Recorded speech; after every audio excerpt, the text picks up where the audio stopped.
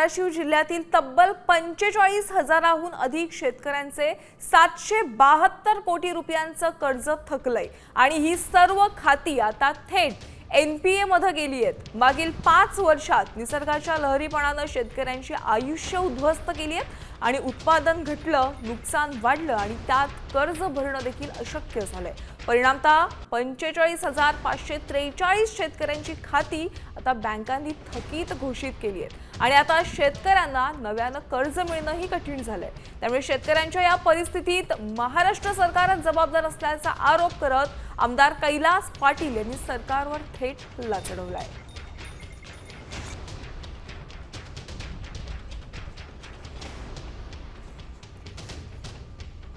आता isakal.com आहे देशातील नंबर 1 ची मराठी न्यूज वेबसाईट।